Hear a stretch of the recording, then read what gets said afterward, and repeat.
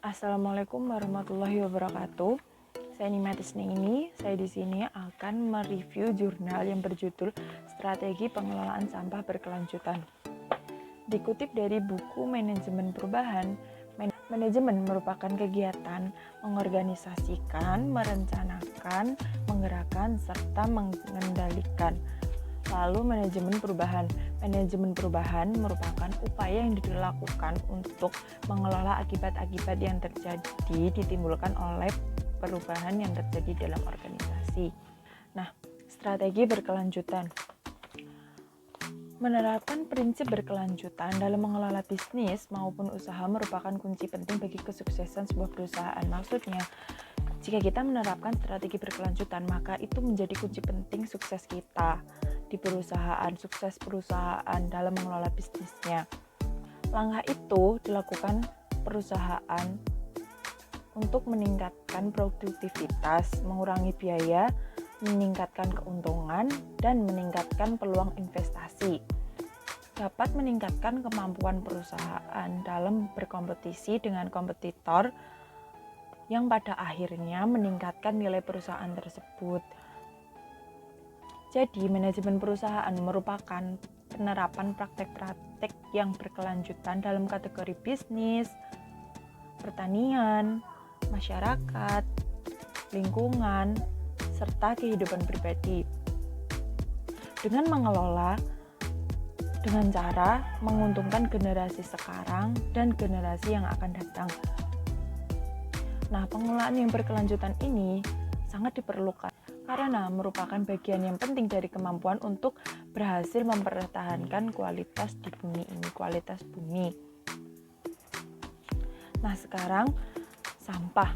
Sampah merupakan produk dari aktivitas manusia yang berbeda hanya nilainya. Maksudnya, sampah itu merupakan sisa dari aktivitas manusia, tapi nilainya itu berbeda, nilainya itu berkurang, itu disebut sampah.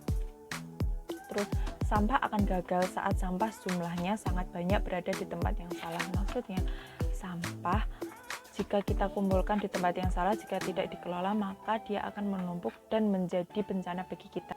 Jika kita mengelolanya dengan baik dan benar, maka sampah itu akan menjadi keuntungan bagi kita dan bisa mempertahankan lingkungan. Nah, strategi pengelolaan sampah ini juga ada inisiatif atau usahanya. Jika kita ingin mengelola sampah tersebut, yang pertama, pemberian informasi dan pendidikan. Maksudnya kita memberi informasi, kita memberi pendidikan kepada masyarakat bagaimana cara mengelola sampah dengan baik, bagaimana bisa memanfaatkan sampah dengan baik. Yang kedua, kerjasama dan permitraan. Kita harus bekerjasama ke misalnya toko-toko retail atau ke pemerintah supaya produk kita itu bisa kita ekspor, bisa kita perluas agar semua orang bisa mengetahui produk kita. Yang ketiga, penguasaan ilmu bidang komposter ini sangat penting. Yang keempat, program penghargaan pengurangan sampah. Jadi ini bisa menjadi motivasi masyarakat agar mereka terdorong untuk memanfaatkan sampah-sampah menjadi baik. Yang kelima, eco-labeling. Nah, sekarang ada hubungan antara pilihan pengelolaan sampah dikompilasi dengan pengelolaan sampah yang terintegrasi. Sekarang ada 3 macam. 1, interaktif, 2, hierarki, dan 3, hierarki sampah menurut UNEP. Yang pertama, ini ada gambarnya. Nah, nomor 1 itu pengurangan dari sumber, nomor 2 daur ulang, nomor 3 pembakaran menjadi energi, yang keempat landfilling. Yang kedua, pertama pengurangan dari sumber, terus menjadi daur ulang, terus ditransformasi sampah, terus menjadi landfilling. Yang ketiga, hierarki sampah menurut UNEP. Dari atas, pengurangan dari sumber, kedua penggunaan kembali, 3 daur ulang, 4 sampah menjadi energi, yang terakhir landfilling. Lanjut ke teori manajemen lingkungan dalam pengelolaan sampah. Nah, fenomena yang terjadi antara hubungan lingkungan dengan manusia dan menciptakan teori untuk mengelola lingkungan.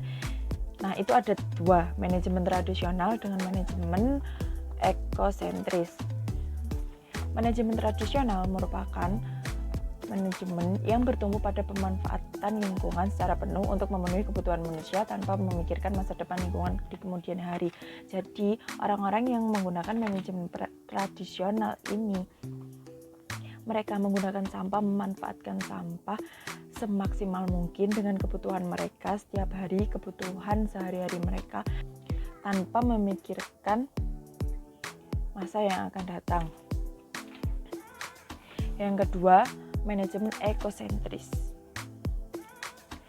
Manajemen ekosentris adalah bentuk pemanfaatan lingkungan yang seimbang dengan alam dan menggunakan prinsip berkelanjutan. Nah, maksudnya orang-orang yang menggunakan manajemen ekosentris ini, mereka menggunakan alam, lingkungan sesuai dengan kebutuhannya. Mereka seimbang antara penggunaan dan pemanfaatannya, antara masa sekarang dan masa depan, itu mereka seimbang. Mereka masih memikirkan masa yang akan datang dan bersifat berkelanjutan, masih memikirkan. Nah, bentuk dari perwujudan manajemen ekosentris yaitu dengan memandang pemulung sebagai komunitas yang paling penting bagi lingkungan. Chung dan Lo menggunakan 4 kriteria dalam menilai keberlanjutan pengelolaan sampah di Hong Kong. 1. Kriteria daya dukung lingkungan. 2. Optimasi lingkungan. Yang ketiga, penerimaan masyarakat. Yang keempat, keadilan dan ketentuan administratif. Nah, sistem pengelolaan sampah yang terintegrasi memerlukan kerjasama dari pihak dan semua aspek. Nah, saya sekarang akan menunjukkan tabel perbandingan sistem pengelolaan sampah di Indonesia dalam 3 periode. Bisa dilihat dalam tabel ini.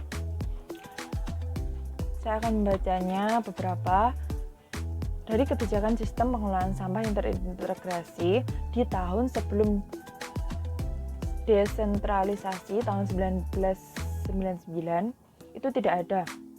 1999 sampai 2004 atau UNEP itu juga tidak ada. 2005 sampai sekarang itu juga tidak ada. Kalian bisa melihatnya di tabel dan memahaminya. Nah, kesimpulan dari review jurnal kali ini adalah pengelolaan sampah selama ini hanya dilakukan oleh petugas pemerintah dengan urutan dari sumber sampah menuju ke TPS lalu ke TPA. Nah, TPA selama ini menjadi harapan solusi utama dalam mengatasi sampah. Perhatian utama pemerintah tersita pada TPA dan masyarakat tinggal membuang sampahnya. Padahal keberadaan TPA ini banyak menimbulkan beberapa dampak negatif seperti konflik dengan masyarakat dan pencemaran. Tentunya TPA ini juga akan mencemari lingkungan karena sampah-sampah yang sangat banyak dan tidak dikelola itu menjadi sampah gagal. Seperti yang sudah saya jelaskan di awal. Maka kita harus menggunakan strategi berkelanjutan. Sekian review jurnal kali ini. Bila saya salah kata, mohon maaf sebesar-besarnya. Assalamualaikum warahmatullahi wabarakatuh.